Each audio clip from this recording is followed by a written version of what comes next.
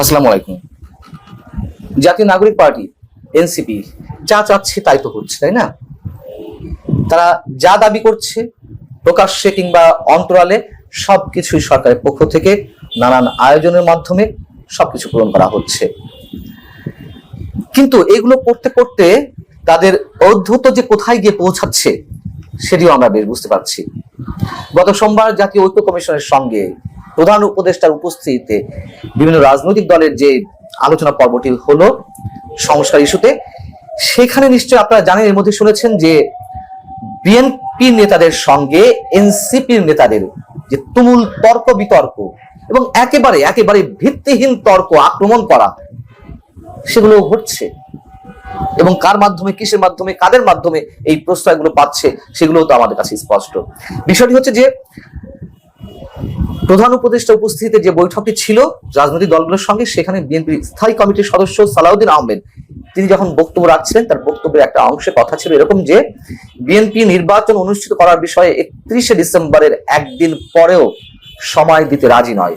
সংবিধান সংশোধন ছাড়া প্রয়োজনীয় অন্যান্য সব ধরনের সংস্কার 1 মাসেই সম্পন্ন করা সম্ভব। অতএব ডিসেম্বরের মধ্যে নির্বাচন দিতে সমস্যা কি? এই কথা যখন সালাউদ্দিন আহমেদ বললেন, তখন জাতীয় নাগরিক কমিটি এনসিপি, জাতীয় নাগরিক পার্টি এনসিপির আহ্বায়ক সাবেক উপদেষ্টা নাহিদ ইসলাম তিনি কি মন্তব্য করে বসলেন? চরম আপত্তিজনক মন্তব্য। তিনি বলে বসলেন যে কিছু দল ভারতের কথার সঙ্গে সুর মিলিয়ে ডিসেম্বরে নির্বাচন চায়। তাদের বক্তব্যের সঙ্গে ভারতের বক্তব্যের পার্থক্য নেই, তারা ভারতের সুরেই নির্বাচনের কথা বলছে। কতটা আপত্তিজনক কথা। এবং এই মন্তব্য যখন নাহিদ ইসলাম করলেন, তখন সঙ্গে সঙ্গে পাল্টা ক্ষুব্ধ প্রতিক্রিয়া জানিয়েছেন সালাউদ্দিন আহমেদ। তিনি বললেন যে ডিসেম্বরে নির্বাচন চাইলে যদি ভারতের সুরে কথা বলা হয়, তাহলে যারা নির্বাচন চাইছে না তারা নিশ্চয় যুক্তরাষ্ট্র বা চীনের সুরে কথা বলছে। খুবই যৌক্তিক কথা বলেছেন। চীন প্রসঙ্গের এর মধ্যে কিভাবে এসেছে আমি জানি না, তবে যুক্তরাষ্ট্র তো নির্বাচন চায় না। 2024-এর 7 জানুয়ারি নির্বাচনের আগে যুক্তরাষ্ট্র যেভাবে ফ্রি, ফেয়ার, ইনক্লুসিভ নির্বাচনের দাবি জানিয়ে আসছিল, এখন সেই যুক্তরাষ্ট্রের মুখে তো নির্বাচনের জন্য টু শব্দটি নেই।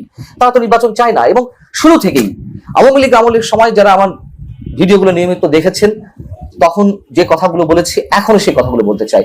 যুক্তরাষ্ট্র যে গণতন্ত্রের সবক দেয়, তা তাদের মতন করে সংজ্ঞা নির্ধারণ করে এবং তাদের নিজের স্বার্থে সব মানবাধিকার বা গণতন্ত্রের সবক দেয়।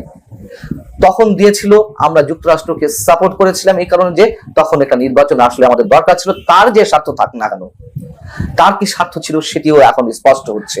এখন তারা নির্বাচন চাইছে না, তার কারণ তাদের যে দাবি দেওয়া, তাদের যে প্রত্যাশা, সেই প্রত্যাশাগুলো এখন পূরণ করা হচ্ছে। এই যে ছাত্র সমন্বয় একটা দাবি করে যে অভ্যুত্থানের মাধ্যমে এই সরকার গঠিত হয়েছে, সেই সরকারের মাধ্যমে সব ধরনের সুযোগ সুবিধা যুক্তরাষ্ট্র পেতে যাচ্ছে বা পাচ্ছে। খুব স্বাভাবিক। এর জন্য তাদের মুখে এখন টু শব্দটি নেই। এবং অভ্যুত্থান নিয়ে আর এখন নাই বা বললাম, এর আগে বলেছে অনেকবার যে কিভাবে প্লট নির্মাণ করা হয়েছিল, এটা সাধারণ মানুষ জানতো না, যদিও সেই অভ্যুত্থানে সাধারণ মানুষের ব্যাপক অংশগ্রহণ ছিল। এর সঙ্গে আরেকটি বিষয় উল্লেখ না করলেই নয়, কি অদ্ভুত ভাবে জানো তানো যে কোনো বিষয়ে ভারতের দালাল বলে উল্লেখ করা হচ্ছে। নির্বাচন চাইলে ভারতের দালাল বলতে হবে, ভারতের দালাল বলে উল্লেখ করা হচ্ছে। মুক্তিযুদ্ধের কথা বললে ভারতের দালাল হিসেবে উল্লেখ করা হয়, আওয়ামী লীগের কথা বললে ভারতের দালাল হিসেবে উল্লেখ করা হয়। এগুলো না মানুষের কাছে তেতো হয়ে গেছে। আমরা ভারতের আধিপত্যবাদের বিরুদ্ধে অবশ্যই কথা বলি, ঠিক একইভাবে যুক্তরাষ্ট্র পাকিস্তানের যে গভীর ষড়যন্ত্র, নিশ্চয় তার বিরুদ্ধে তো কথা বলতে হবে। বারবার আমরা একই কথা বলি। আরো অদ্ভুত বিষয় হচ্ছে, এই সরকারকে অনির্বাচিত সরকার বলা যাবে না। তার মানে কি?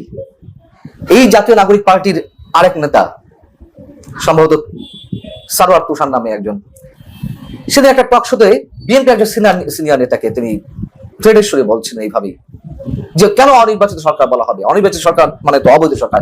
এগুলো সংজ্ঞা তারা কোত্থেকে উৎপত্তি করে, কোত্থেকে সৃষ্টি করে? এটি অনির্বাচিত সরকার ছাড়া কি নির্বাচিত সরকার? আমাদেরকে নতুন নতুন পাঠ নিতে হচ্ছে তাদের কাছ থেকে। আমরা নিলে তাও তো ভালো, যারা বর্ষিয়ান রাজনীতিবিদ, অভিজ্ঞ রাজনীতিবিদ, পোরখাও রাজনীতিবিদ, তাদেরকে এখন পাঠ নিতে হয় তাদের কাছ থেকে।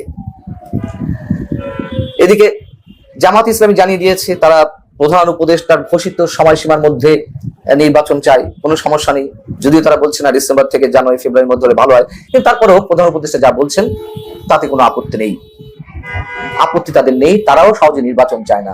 কখনো কখনো একটু নিজেদের ভার ভারিককে তুলে ধরার জন্য বলে যে না অমুক সময় মতো নির্বাচন দিতে হবে, এ করতে হবে সে করতে হবে, কিন্তু মাঝে মধ্যেই তারা আবার এই ধরনের সুর ছাড়ে এবং তারাও নিশ্চিতভাবে নির্বাচন চায় না, যেমনটি চায় না জাতীয় নাগরিক পার্টি। খুব স্বাভাবিকভাবেই নির্বাচন হলে তো তারা ক্ষমতা যেতে পারবে না কোনোভাবে, ক্ষমতায় না গিয়ে যদি সরকার পরিচালনার সঙ্গে থাকা যায়, ক্ষমতার হালুয়া রুটি একচ্ছত্র হবে ভোগ করা যায়, সমস্যা কি?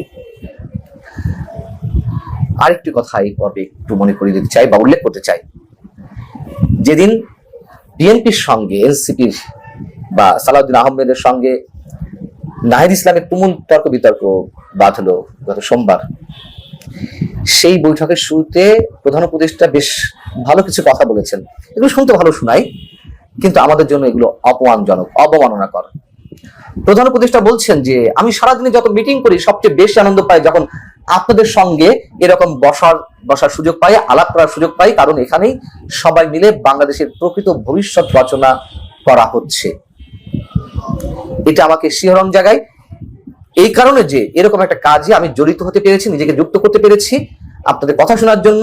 এটা কিভাবে আপনারা গাইড করবেন, কোথায় নিয়ে যাবেন, এগুলো বেশ আমি এনজয় করি। আমাদের কাছে এগুলো পরিহাস বলে মনে হয়।